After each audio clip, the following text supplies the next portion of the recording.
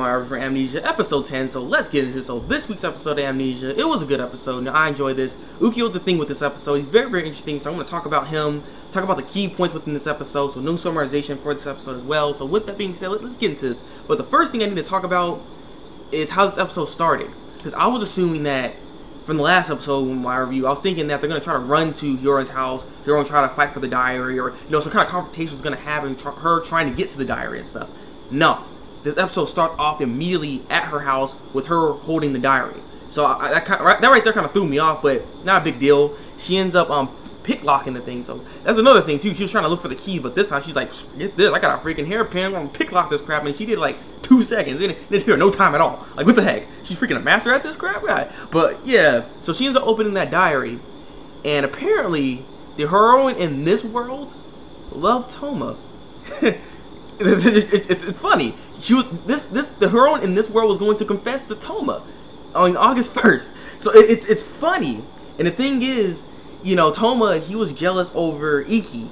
Now that's the reason why he started going so crazy, trying to protect her and so on and so forth. So it was a big misunderstanding throughout this whole thing, because Toma ends up coming in the room and stuff, and he was getting crazy. He's like, "I told you not to go anywhere. I told you why you listen to me and stuff." I'm like, calm down and just relax. So yeah, it's a big misunderstanding. It's surprising.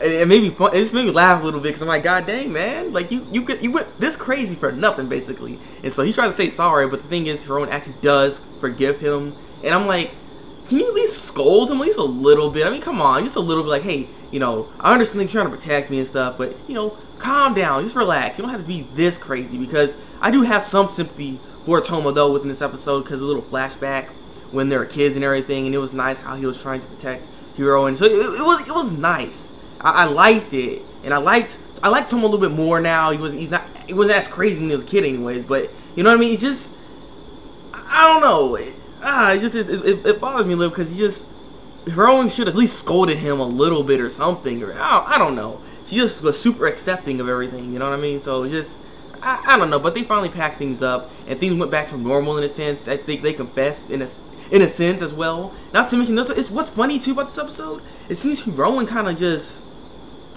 like accepted what was going on within this world. Like, she accepted that diary. The diary says she loved Toma, so she kind of just went with that vibe. But she went with it in a sense. So it's very interesting how she just went with the flow, basically, is what I'm getting at. So that's interesting.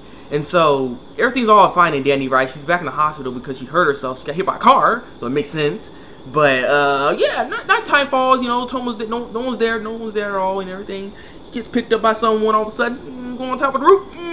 What we see is Ukyo. Now, this Ukyo is not the nice Ukyo. This is the crazy psychopathic Ukyo. His face was crazy. Sucker had her up, and then she wakes up. She's like, Toma, but no. What we see is freaking Ukyo, and he looks like this. He's all like, "No, you're wrong!" And drops her off the building. I'm like, "Oh crap, son! Oh crap!" I was like, "What the heck? Like, what the heck?" Luckily, her freaking plot device right here ends up saving her life. She ends up going to different dimensions. So you're good. And the thing is, in this mission, and this is where things get really, really weird. Because the thing is, we see a new Ukyo. This Ukyo is not crazy at all. This is the nice Ukyo we've seen before, actually. And so this episode basically suggests that there's 2 Ukyos.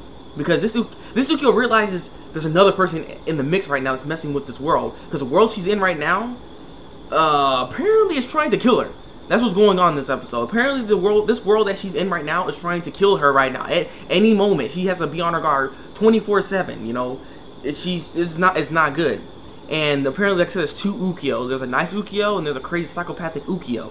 There's two different kinds, apparently, and this one must alter this dimension to make it towards attacking Heroine. Because in this dimension that she's in right now, this must be Ukyos, well, at least the nice one, anyways, and that they were actually together. So this is where she was with Ukyo in this world. So yeah, so now she has to try to fight for her life until like August 25th or 26th, if I remember. So yeah, you know, I guess this is what he meant by, it's gonna be the end of your life, basically, because he was saying that, you know, your life's gonna end. So I don't think he was trying to kill her when he actually threw her off the roof. He was trying to throw her into another dimension. Then that also suggests, then, if that's the case, that means this Ukyo, at least the crazy psychopathic one, has some control over the dimensions of where she'll go and stuff, and he may be the cause of why she's jumping through dimensions then. and I'm curious to why he's doing this. Why does he want her dead? You know, why is he doing all this stuff to her? That's the thing I'm actually pretty curious about when it comes to this. And what is this other Ukyo going to do? Because this Ukyo can actually predict what will happen next before she ends up getting in danger, because she's supposed to go to this school, but the school ends up blowing up. Luckily, Ukyo came to her and told her not to go to university, not to go to university, and yeah, she was safe. And there's other instances of that same thing where Ukyo comes by, don't go there. Then yeah, something happens. Yeah, so she's okay. So Ukyo's gonna try to protect her for what, like 20 days now, because this is not gonna be good. I'm curious how this is gonna go. I don't know how this show is gonna end, where this is taking us right now. If there's another dimension, because the thing is, this has to be the last dimension, because I think they're running out of guys. I don't think there's any other guys she can go to be with anymore at this point. So I don't know what's gonna happen next. I really don't. The only thing I can think of when it comes to this is my prediction, my speculations, is that there's one more dimension she can go to, which is Orion's dimension, where it's like wherever he is at or something. She ends up like teleporting in that area, and that instant gives her memory back. Because the thing is, I forgot about this. Like she has amnesia. She needs to get her memories back through all these other dimensions, but there is no suggestion. There's nothing suggesting that she's getting her memories back at all. She's just going with the flow with whatever dimension she's in.